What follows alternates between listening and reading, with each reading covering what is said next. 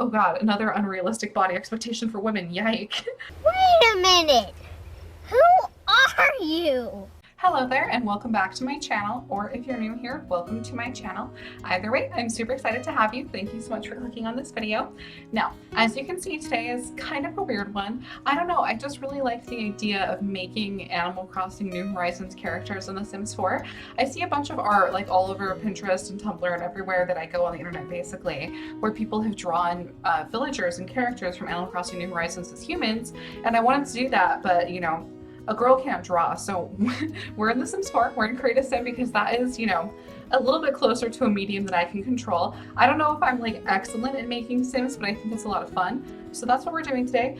We're starting with Tia. If you aren't aware, I'll put a picture of her on the screen now. And also she's, you know, in the thumbnail obviously, but she's adorable. She's one of the villagers I have on my island. She's precious, we stan.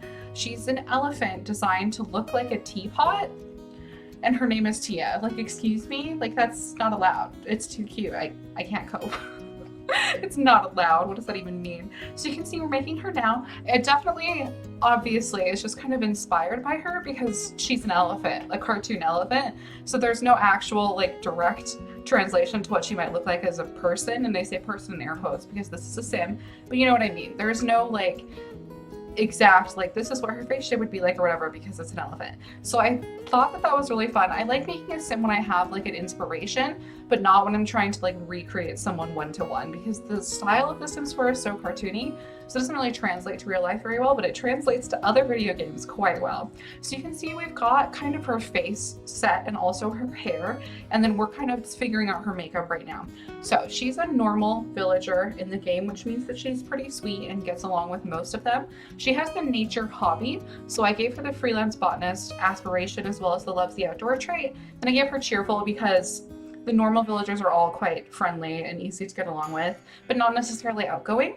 And then I gave her bookworm because I don't know if this is something that she always does, but I feel like I always see her on my island reading somewhere, so we gave her bookworm as her last trait. You can see I went with this kind of like, I want to say like old Hollywood kind of vibes. It's a little bit like elegant, I would say. On the wiki it says that Tia's style is cute and elegant, so I kind of leaned into that and tried to make kind of like a mashup of the two as I dressed her. Now as you saw in the picture, I might actually leave it on screen the whole time, IDK, but she is a white elephant, so I made her quite pale, and then she has a lot of yellow accents as well as blue accents, so I kind of went with those colors as the overall inspiration. She also has the flower motif like on her cheeks and I think a couple other places as well. So I gave her that little flower tattoo to kind of like honor that. It's also what made me pick this blouse for her every day because the shape of that flower is very similar to the flower she has in Animal Crossing actually. But because of the yellow, I gave her blonde hair. I would maybe do pastel blue hair, but I don't use CC that comes in different swatches that aren't like EA swatches.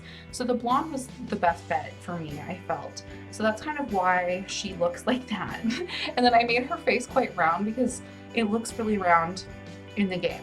And then you'll see in a minute, but when she's sleeping and also in her athletic wear, I put her hair in like a top knot on top of her head because it kind of looks like the handle, you know, but I figured she's kind of classy, she's elegant, you know. She'd have her hair down most of the time, I feel. So that's why I went with this one. This is the dress we picked for her formal wear. This is like the vibe, like the pastel yellows, the pastel blues, lots of white, like this color scheme is very much it. This is kind of like the goal. Kind of, it is the goal. This is the goal for all of her outfits. And I gave her the Vintage Glamour watch on most of her outfits because it also feels like elegant but still cute. I think that a lot of her accessories and the hair lean more towards elegant. Her makeup is quite done up in almost all of her outfits. She experiments with different colors. I say different colors. She experiments with like blue, gray, and yellow because, you know, I was committed to making the color scheme accurate. Now, her clothes that I put her in, that I put the sim in, are actually not that similar to what she has on in the game. In New Horizons, she has on like a maid outfit, and then in New Leaf, I think she had on like a floral, like bright colored pattern tank top. But I decided that I wanted to dress her kind of inspired by the character's body design in Animal Crossing New Horizons, because when I think of her, I think of the yellow and the pale blue and the flower motif and stuff, and not the maid outfit that she wears. So you can see her sleepwear has that same kind of floral pattern on it, and we saw her top back for a second there. And you can see I gave her a lot of skirts. I think I don't recall what her hot weather and cold weather are, but for her party, she's got a skirt, formal has a dress. I felt like she would be kind of girly, but not like preppy. That's kind of the line we were trying to tread here. And I found this skirt and I was like, yes, like this is that same color scheme. This is that same vibe that like I'm really here for. I think that she doesn't really have any green on her in game, but for some reason this kind of like muted light green felt like it went really well with the other colors that we used. Then I gave her those kind of like blue-gray eyes for the same reason, because she's got, you know, I'm just gonna say it, pale blue, yellow, you know. At this point I've really driven home that I was inspired by the color scheme. I also, again, I mentioned this already, but I made her face pretty round, and then also her eyes. I noticed that her eyes are quite round in the game too. And the reason that I actually gave her blue eyeshadow for a lot of her looks is because if you look closely at the Animal Crossing character, she has blue eyelashes. And I wasn't ready to do that, but I thought we'd be inspired by the blue vibes, you know? Oh god, another unrealistic body expectation for women, yike. Got some broken CC in my game, it's just who I am. Oh yes, I remember, we give her this romper. It's definitely more of like a bright blue, obviously, than we've gone before, and also a pink on it, which we haven't done yet, but it felt like it kind of went.